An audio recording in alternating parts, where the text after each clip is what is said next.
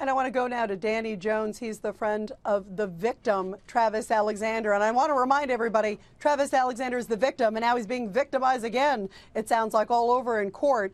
Danny, how hard was it for you to sit there in court and hear these words? You know, he's calling her a three-hole wonder, all these things. They're in the emails, but again, they need to be in context. It sounds like they're going after him, like he's on trial. Well, that's exactly what they were doing.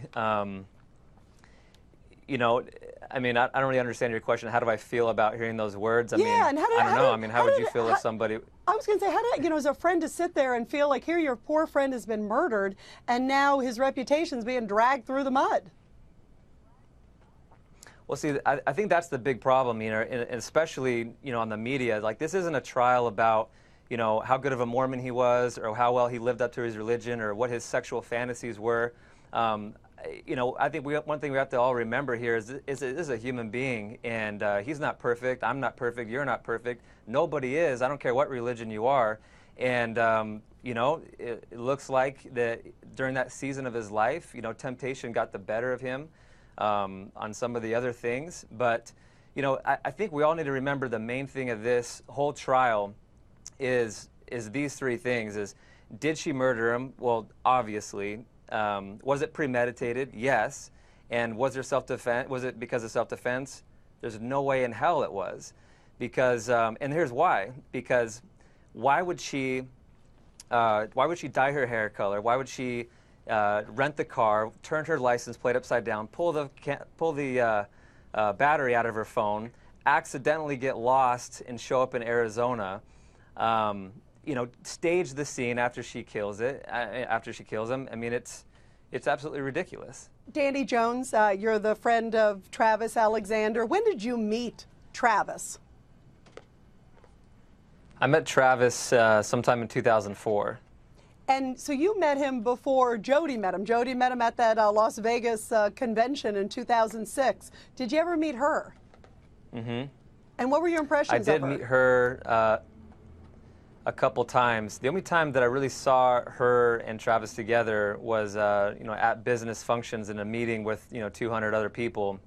And quite frankly, I had my own things to worry about. I was working and I had my own girlfriend, and it wasn't really something I was paying attention to.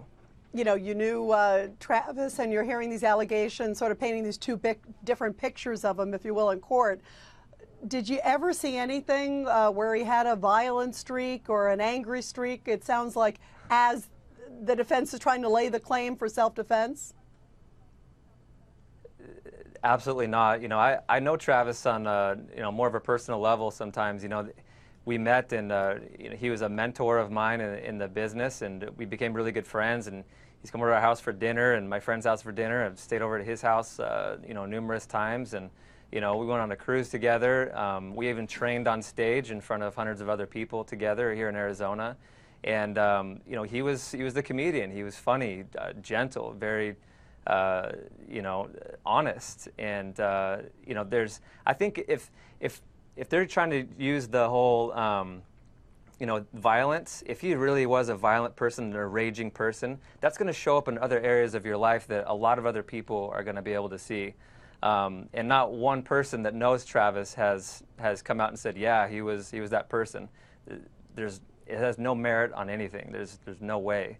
Did he ever talk about her? Did he ever talk about Jodi Arias and say anything about her? Not with me. Is it possible he had sort of two different lives? I mean, is that possible?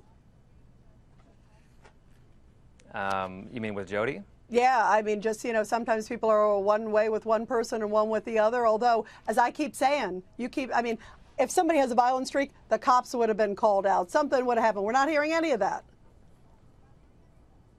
Yeah.